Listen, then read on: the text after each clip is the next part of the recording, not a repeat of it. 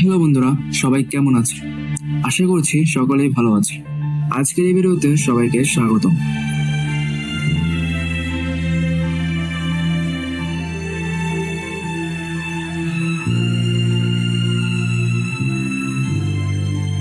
গত কয়েক বছরে বাংলাদেশের তরুণ প্রজন্মের মধ্যে হতাশার হার উদ্বেগজনকভাবে বেড়েছে।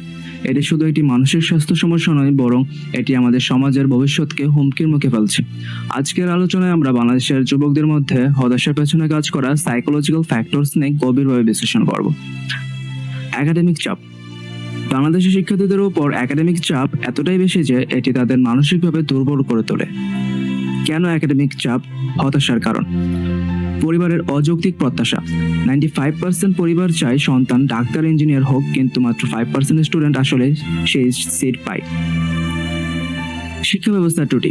সৃজনশীল চিন্তার পরিবর্তে শুধু গাইড বই মুখস্থ করতে বাধ্য করা হয়, যা শিক্ষার্থীদের মধ্যে আত্মবিশ্বাসের অভাব তৈরি করে। একজন স্টুডেন্ট গড়ে 12 ঘন্টা কোচিং ক্লাস স্কুলে ব্যয় করে, যা WHO এর সুপারিশকৃত 6 থেকে 8 ঘন্টা স্টাডির দ্বিগুণ। ও তো সাধারণ বিশ্ববিদ্যালয়ে পড়ে, ওর দ্বারা কিছু হবে না। এই মানসিকতা কেরিয়ার অ্যাংজাইটি বাড়ায়, যার ফলে প্রতি বছর 200+ শিক্ষার্থী আত্মহত্যা করে। অনিদ্রা, মাইগ্রেন এবং আত্মহত্যা প্রবণতা বাড়ায়। বেশিরভাগ শিক্ষার্থী রেগুলার হেডেক বা অ্যাংজাইটিতে ভোগে। সম্পর্কের জটিলতা। বন্ধুত্ব, প্রেম বা সামাজিক সম্পর্কের টানপোড়েন তরুণদের হতাশার অন্যতম কারণ। কেন সম্পর্কের সমস্যা হতাশা তৈরি করে? বাংলাদেশ প্রেমকে এখনো অনেকে অপসংস্কৃতি মনে করে, ফলে সম্পর্ক ভাঙলে তরুণরা কাউকে বলতে পারে না, একাকিত্বে ভোগে। কাছের বন্ধুরাই অনেক সময় গুজব ছড়ায় বা পেছনে কথা বলে, যা মানসিক আঘাত দেয়।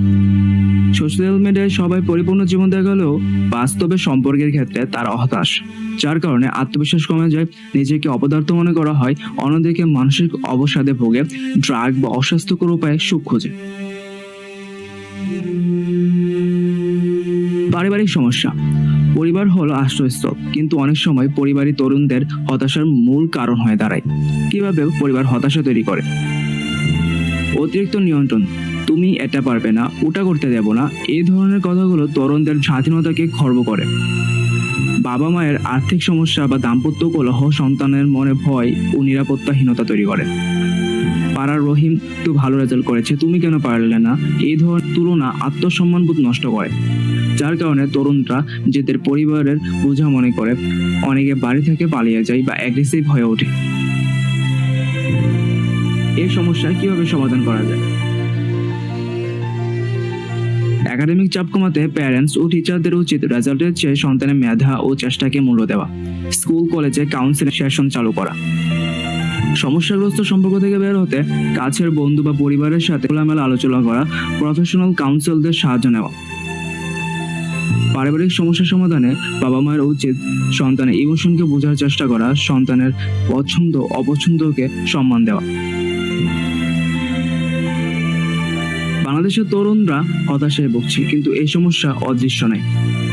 আমরা যদি সঠিক পদক্ষেপ নিই, তাহলে এই প্রজন্মকে আত্মবিশ্বাসী ও সুস্থভাবে গড়ে তোলা সম্ভব। আপনার আশেপাশের কেউ যদি হতাশায় ভোগে, তাহলে তার পাশে দাঁড়া একটা ভালো কথা বা সহানুভূতি তার জীবনকে বদলে দিতে পারে।